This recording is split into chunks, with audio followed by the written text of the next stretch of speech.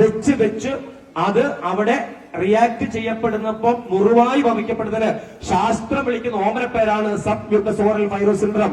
ചികിത്സയുണ്ടോ? ഉണ്ട്. ആര് രക്ഷപ്പെടുമോ? രക്ഷപ്പെടൂല. എത്രയാ? 3 വർഷം ജീവിച്ചിരിക്കും. എത്രയാ? 3 years ജീവിച്ചിരിക്കും. 3 വർഷം ജീവിച്ചിരിക്കും.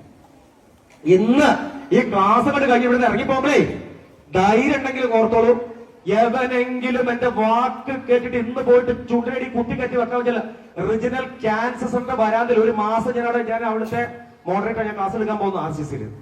എവരി മന്ത് ബുധനും വ്യാഴവും ഞാൻ ക്ലാസ് എടുക്കുന്ന അവിടെ RCC-യിൽ. RCC വരാത്ത ഞാൻ നിങ്ങളായിട്ട് കണ്ടുമുട്ടും. സത്യസന്ധത ഞാൻ പറയാണ്, എവനെങ്കിലും ഇന്നത്തെ ഈ ദിവസം ഈ ചക്കുളി പ്രവാസി കൂട്ടായ്മ പരിപാടി ഇവിടെ നടത്തിയിട്ട് ഇവിടെ ഇറങ്ങി പോകുമ്പോ ആരെങ്കിലും വിൽപ്പമ്പാട് വന്നിട്ട് എന്തെങ്കിലും വിളിച്ച് പറഞ്ഞു പോട്ടെ എന്ന് പറഞ്ഞിട്ട് താരാന്ന് പറഞ്ഞു പോയി പമ്പനി എടുത്തിട്ട് ചുരുട്ടിട്ട് വെച്ചാല് അവനെ ഒക്കെ ഞാൻ കണ്ടുമുട്ടും. RCC-യുടെ വരാതെ കണ്ടുമുട്ടും. ഒരു സംശയമില്ല. പൊട്ടി ഒഴുകും. കാരണം സ്വന്തം അമ്മ പോലും സഹിക്കൂല. ഈ സബ്മ്യൂക്കസ് ഫൈബ്രോസിസ് സിൻഡ്രോം എന്ന് പറഞ്ഞാൽ പൊട്ടിയിട്ട് ഇങ്ങനെ ഒഴുകും. ഭയങ്കര പശയായിരിക്കും തുപ്പലിന്. ഇനി ഗോപാലിന്റെ വീഡിയോ ഉണ്ട്. നാഷണൽ ഡ്രഗ് കൺട്രോൾ സൊസൈറ്റി ഔദ്യോഗിക സൈറ്റ് അടിക്കുക. എന്നിട്ട് ഗോപാലൻ ഇമോഷണൽ വീഡിയോ എന്ന് പറഞ്ഞാൽ അടിക്കുക. 3 മിനിറ്റ് വീഡിയോ ഉള്ളൂ. ആ വീഡിയോക്കകത്ത് ഗോപാലൻ സംസാരിക്കുമ്പോൾ 2 ഭാഗത്തും പഞ്ഞി എടുത്ത് വെച്ചിട്ടുണ്ട്. ഇങ്ങനെ ഈ പഞ്ഞിയുടെ ഇടയിൽ കൂടെയും കണ്ണിനകത്തൂടെയും പഴുപ്പ് ഇങ്ങനെ ഒഴുകി വരും. എന്താ പറയുന്നത് അറിയോ? എനിക്ക് വന്ന ഗതി നിങ്ങൾക്ക് വരാതിരിക്കട്ടെ.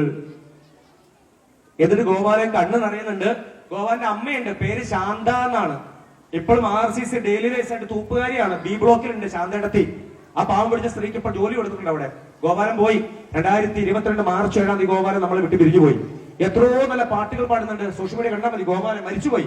കാര്യം എന്താ? അമ്മ പലപ്പോഴും പറയും, എടാ അമ്മയെടുത്ത് വഴക്കുണ്ടാക്കിയിട്ടുണ്ട്. ഈ അമ്മ പറയുന്നുണ്ട്, തലകണക്കകത്ത് എടുത്തപ്പോ അമ്മ പറയാ, മോനെ എത്രയോ വട്ടം അമ്മ പറഞ്ഞിട്ട് തലകണക്കകത്ത് നിന്ന് മാറ്റി വെച്ചപ്പോ വണ്ടി ഓട്ടോറിക്ഷക്കകത്ത് മാറ്റി വെച്ച കൈ പിടിച്ച് തിരിച്ചില്ലേ?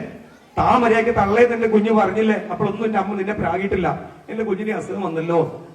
അമ്മ കരഞ്ഞു പറയുന്ന CCTV ദൃശ്യമുണ്ട്. RCC-യിൽ ഈ രോഗം ഡിക്ലെയർ ചെയ്തപ്പോ CCTV-യുടെ മുമ്പിൽ നിന്ന് അമ്മ മകനെ തള്ളി ഇങ്ങോട്ട് കൊണ്ടുപോകുന്നുണ്ട് സങ്കടത്തില്. അപ്പൊ ഒന്നും മകന് ഒരു നിർജീവാവസ്ഥയാ. അപ്പൊ അമ്മയോട് ഒന്നും പറയാനില്ല.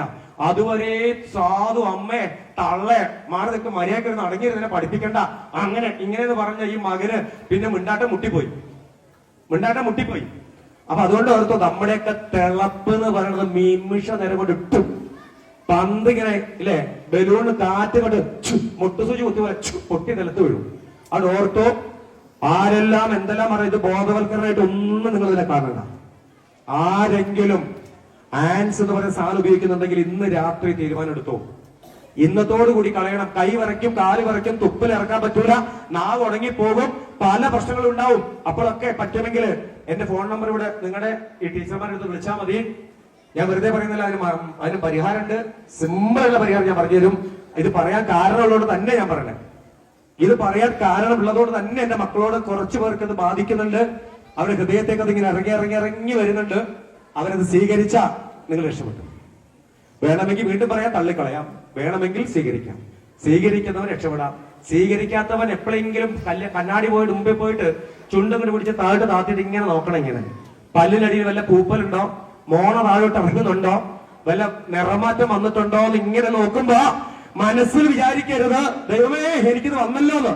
അപ്പൊ ദൈവം പറയും, നിനക്ക് തന്നടാ ഞാൻ പറയും, നീ പിടിച്ചോ.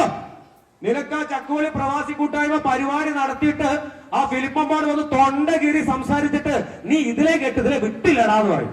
നീ അനുഭവിക്കുന്നു പറയും. എന്നാ പിടിച്ച തലയിരിക്കട്ടെ. അപ്പൊ അതുകൊണ്ട് മക്കളൊന്നും വിഷമിക്കൊന്നും വേണ്ട, എന്നെ ഒന്ന് ഫോൺ ചെയ്താൽ മതി. ഇതിന് പരിഹാരം ഉണ്ട്. കാരണം പെൺകുട്ടികളായ നിങ്ങളൊക്കെ ഓർത്തോട്ടോ, നിങ്ങൾക്ക് ഉത്തരവാദിത്തമുണ്ട്. ആരെങ്കിലും ഇത് വെക്കുന്ന അറിഞ്ഞാൽ നിങ്ങൾക്ക് ഉത്തരവാദിത്തമുണ്ട്. പ്രാർത്ഥിക്കണം, കൂടെ നിൽക്കണം, നിങ്ങളുടെ എല്ലാ ശ്രമം ഉണ്ടാവണം. ഞാൻ നിലമ്പൂർ മാനവിക സ്കൂളിൽ ക്ലാസ് എടുത്ത് വീട്ടിൽ പോയി. അപ്പൊ ഒരു കൊച്ചു പിടിക്ക്. ഇപ്പൊ ഞാൻ ഒരു കാര്യം പറയാം. എന്നോട് ചിലർ ചോദിക്കുക, എന്താ സാറേ മൈൻഡ് ടൂണിങ്, എന്താ മൈൻഡ് ടൂണിങ് ചോദിക്കാറുണ്ട് പലപ്പോഴും. എന്താ ഈ മൈൻഡ് ടൂണിങ് എന്ന്? ഞാനൊരു ഇന്റർനാഷണൽ മൈൻഡ് ടൂണറാണ്. എന്റെ ഒരു മാങ്ങയുണ്ട് ഇപ്പൊ. എന്താ ഉള്ളത്? മാങ്ങ. ആ മാങ്ങ ഞാൻ ഇങ്ങനെ ഇടിച്ചിടിച്ച് പൊട്ടിക്കാം. മാങ്ങ ഇങ്ങനെ ഇടിച്ച് പൊട്ടിച്ചു. എന്നൊരു മാങ്ങ നളുക്ക് ഇങ്ങോട്ട് പൊളിച്ചു. ഇങ്ങനെ മാങ്ങ ഇങ്ങനെ പൊളിച്ചു. എന്നിട്ട് കുറച്ച് ഉപ്പും മുളക് പൊടിയൊക്കെ മാങ്ങയിലിട്ടു. എന്റെ മാങ്ങ അങ്ങോട്ടും ഇങ്ങോട്ടും തിരുമി. എന്നിട്ട് മാങ്ങ നിങ്ങളെ ഇങ്ങനെ കാണിച്ചു തന്നിട്ട് മാങ്ങ ഇങ്ങനെ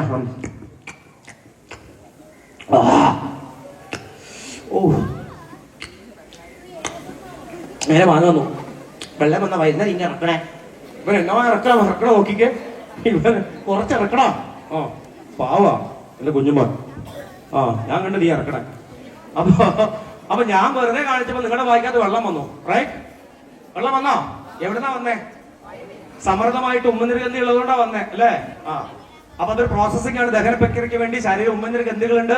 സമൃദ്ധമായിട്ട് ഉമ്മനീർ വരും അല്ലെ? രുചി കുമളകളോട് ഉമ്മനീർ വരും. അത് ഉമ്മനീർ ഉണ്ടാക്കും. അത് ഭക്ഷണത്തോടൊപ്പം ചവച്ചറിഞ്ഞ് ആമാശയത്തിലേക്ക് എത്തും. ഒരു ദഹന പ്രക്രിയയുടെ റൊട്ടേഷൻ ഇവിടെ ഉണ്ടാവും. അപ്പൊ ഇത്ര മനസ്സിലാക്കിയാൽ മതി.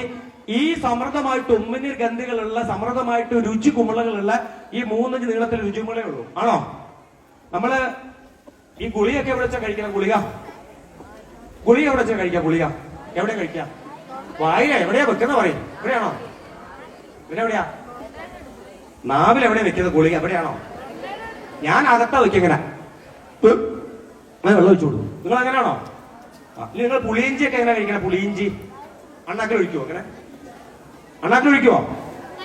തേനെങ്ങനെ നിങ്ങൾ ഒഴിക്കണം? തേനെങ്ങനെ കുടിക്കണേ? ഇങ്ങനെ ഉള്ളിലോട്ട് ഒഴിച്ചു കൊടുക്കുവോ? നാക്കിന്റെ എവിടെ? നാക്കിന്റെ ആഹാ, ഇങ്ങനെ പുളിയിഞ്ചി കഴിക്കണേ. റൈറ്റ്? കാര്യം എന്താ?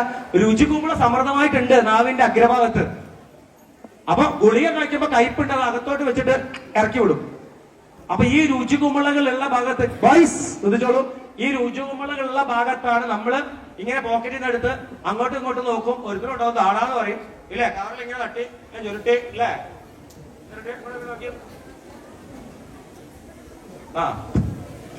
അല്ലേ? ഇങ്ങനെ വെക്കും നമ്മള്. അപ്പൊ എവിടെ വെക്കണേ? സമൃദ്ധമായിട്ട് രുചി കുമിളകളുടെ സമ്പന്നമായ ഈ സ്ഥലത്താ വെക്കണേ. ഈ രുചികുമിളക്കത്തോട് തലച്ചോറിലേക്ക് ക്ഷണനേരത്തിൽ അടങ്ങിയിരിക്കുന്ന ലഹരി പദാർത്ഥം കുതിച്ചെത്തും. നോക്ക്, അസുഖം വരെ എളുപ്പാ. ഇനി അൻഷിതയുടെ ഒരു കാര്യം പറയാം. നോക്ക്, എവിടേക്കും സംസാരിക്കണ്ടല്ലോ. ആരാ? അൻഷിതയുടെ ഒരു കാര്യം പറയാം. അൻഷിതയുടെ ഈ അൻഷിത ഞങ്ങളൊരു ക്ലാസ് എടുത്തു. നിലമ്പൂർ മാനവേദ സ്കൂളിൽ ക്ലാസ് എടുത്തിട്ട് വീട്ടിൽ പോയി.